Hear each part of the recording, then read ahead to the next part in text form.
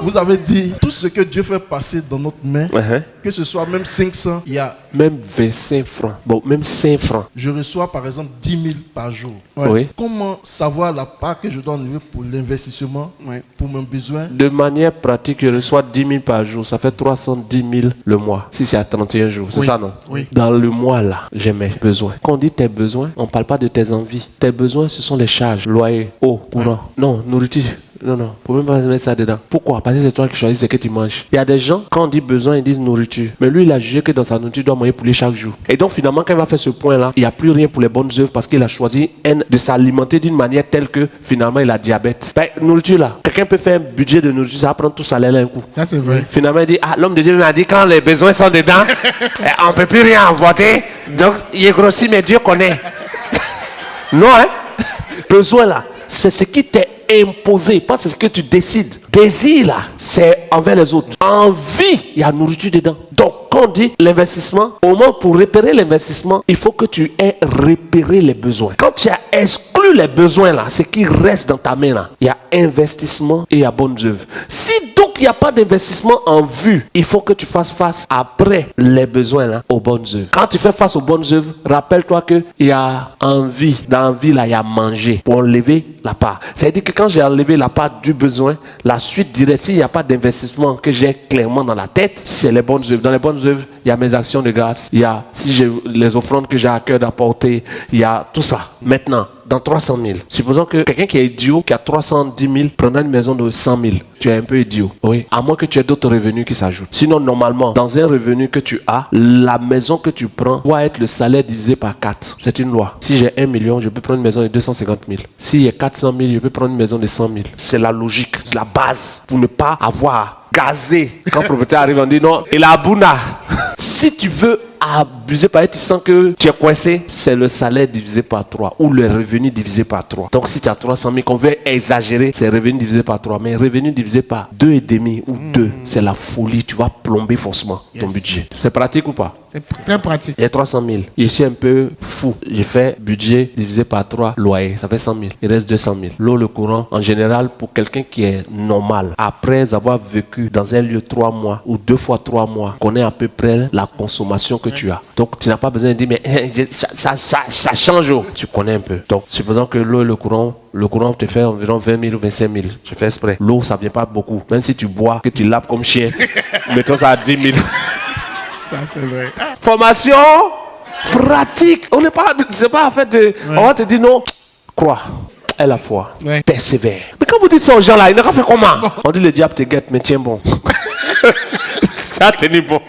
100 000 le loyer, le courant 25 000, l'eau 10 000, ça fait 135 000. Le transport fait partie des besoins. Ça veut dire que l'endroit où tu vas là, tu connais le trajet. Tu ne peux pas dire que le transport là, c'est faculté. Ça dépend du jour. Il y a des jours sur lesquels le transport change. Non. Toutes les visites, je vais rendre visite à quelqu'un là, ce n'est pas des besoins, c'est des envies. Mais quand tu dis, mais saluer ma copine là, le transport que tu payes là, c'est dans tes envies. On ne t'a pas obligé à partir. Les besoins là, c'est ce que tu es obligé, les déplacements obligatoires. Si j'ai un lieu de travail, le carburant fait partie des besoins. Si je vais en transport en commun, c'est des besoins. Si je vais dans une assemblée, le fait que j'y aille 4 fois, si je sais que je vais 4 fois à l'assemblée, je connais le transport de l'assemblée, ça fait partie des besoins. C'est pas désir, c'est je vais tous les dimanches, ou je vais tous les samedis, ou je vais tous les mardis. Le budget de mes déplacements là, ça fait partie de mes besoins. Parce que c'est pour Dieu. Donc ça rentre dans les besoins. Donc quand j'enlève ces besoins-là, directement ce qui suit, c'est les bonnes œuvres. Dans les bonnes œuvres, si j'ai pris des engagements de poser des actions vers Dieu, c'est dedans. Quand j'ai fini d'enlever les bonnes œuvres-là, ce qui reste là, c'est désir dans lequel il y a le dabali, et puis investissement ou envie. C'est les 3. Désir là, franchement, pour quelqu'un qui a 300 000, 310 000, désir là, il n'a qu'à mettre à côté. C'est pour faire quoi? Toi-même, ça ne te suffit pas. Tu ajoutes quelqu'un. Puis tu vas te plaindre qu'elle est vampire. Elle est matérialiste. Vampire, matérialiste. Et c'est tout l'argent. Oh my God. Donc, quand tu as enlevé les bonnes œuvres, ce qui reste là, normalement, c'est la nourriture. La nourriture. Et puis, dans la nourriture là, c'est toi qui, c'est tes désirs, c'est tes envies.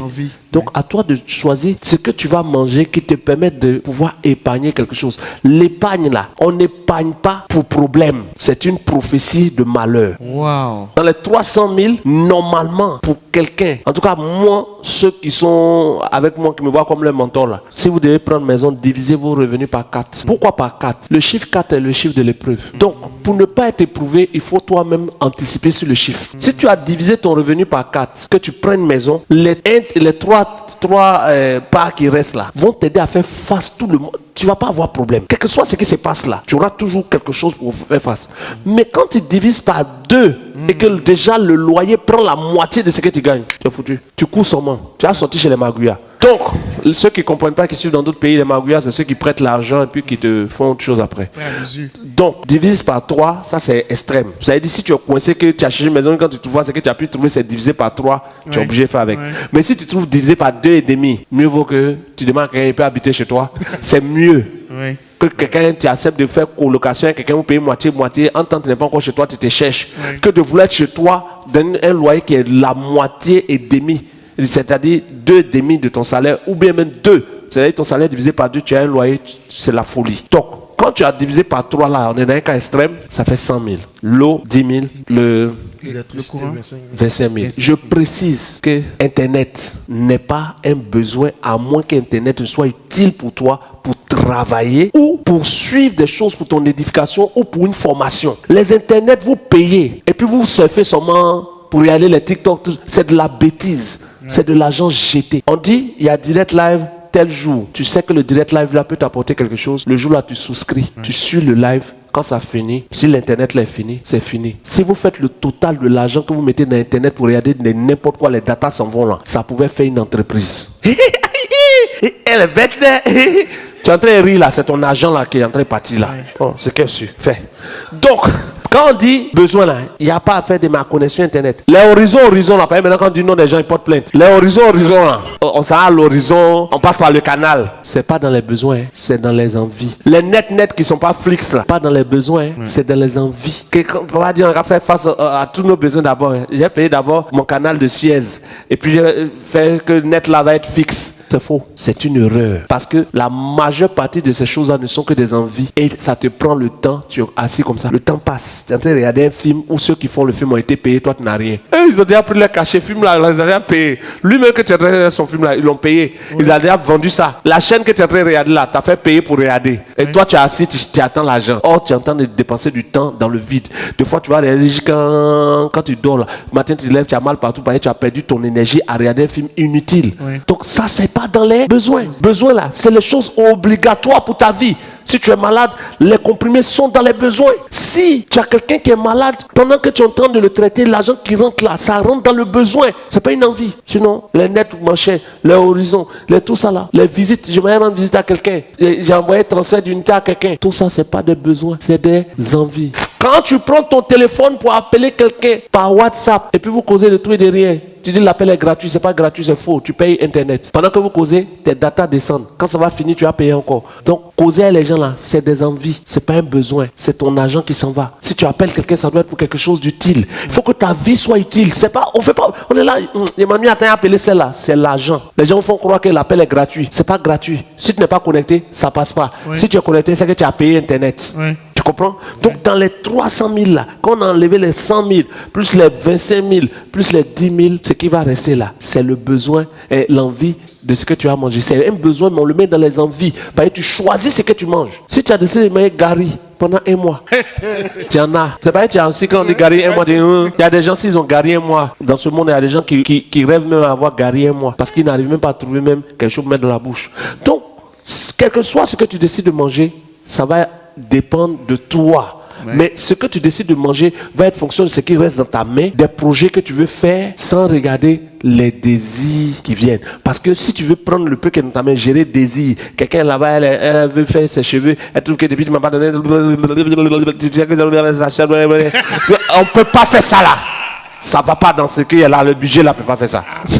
Est-ce que ça peut? Ça peut pas. C'est glacé? C'est glacé. Ouais, c'est pas glacé, ça glace pas. Pose des actions utiles. Regardez les gars, d'affaires d'envie en vie là. Les envies, les désirs que tu vas avoir sur quelqu'un là. La fille où tu vas avoir le désir là, elle va avoir le désir de quelqu'un d'autre quand tu n'en auras pas. C'est pas elle est mauvaise, elle est intelligente. Pour eux là, on appelle ça l'intelligence. Si toi-même ta vie te plaît pas ou tu veux faire rentrer quelqu'un dedans, à un moment la personne ne va plus aimer ta vie. Ah, c'est clair. Donc la question était comment faire part de l'investissement et des simplement En connaissant les charges fixes, qui sont le besoin, quand tu as enlevé les charges fixes, si tu n'as pas encore investi, tu dois pouvoir mettre de côté ce qu'on appelle l'épargne.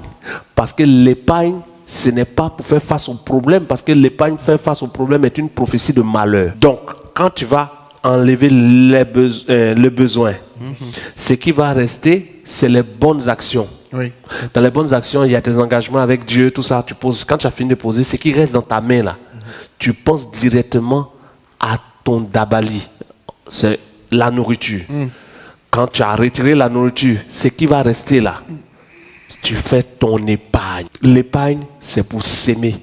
L'épargne, c'est pas on ne sait jamais quel problème peut arriver dans ma vie.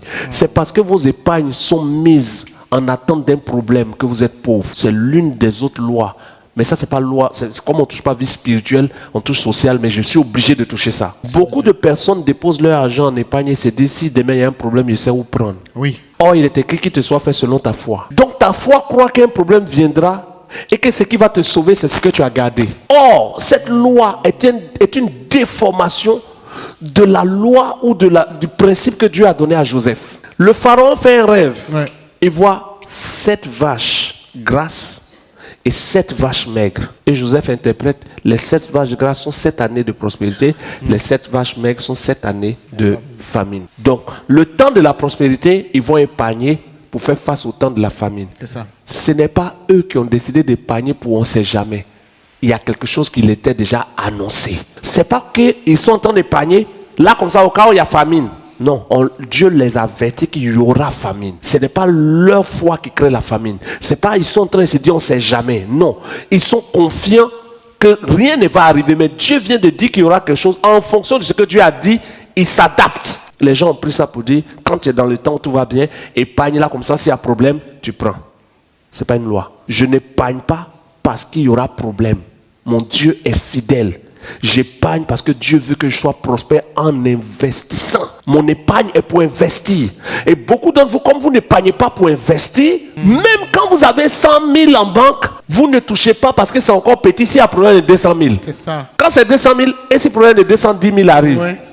Quand c'est 1 million, ça là, si dessus quelqu'un est malade. Donc il y a des gens aujourd'hui qui ont plus de 500 000 en épargne sur des comptes qui donnent et la banque prend pour travailler. Et on vous verse 1% à la fin de l'année. Des fois 1,5%, des fois 0,6%. Mais les 0,6% ils t'ont versé là. Ton argent est allé en bourse. Oui. Des fois là, ça produit milliards. Des fois, ça produit des centaines de millions. Mais tu ne sais pas. Parce que tout argent qu'on met en banque, la banque réinvestit. Oui. Et ils se font des bénéfices dessus. Or, toi, tu es là, tu dis, ça là, j'ai au moins 60 000 en banque. Je ne touche pas s'il y a problème. Mais les 60 000 que tu as mis là-bas pour s'il y a problème. Or, si tu avais mis là-bas parce que tu avais un projet qui nécessite 80 000, tu allais chercher 20 000 pour commencer. Donc, comprenez bien ceci. On n'investit pas avec la pensée de s'il y a problème. Le païen qui investit en disant s'il y a problème, il a raison. L'ange de l'Éternel ne campe pas autour de lui. Ouais.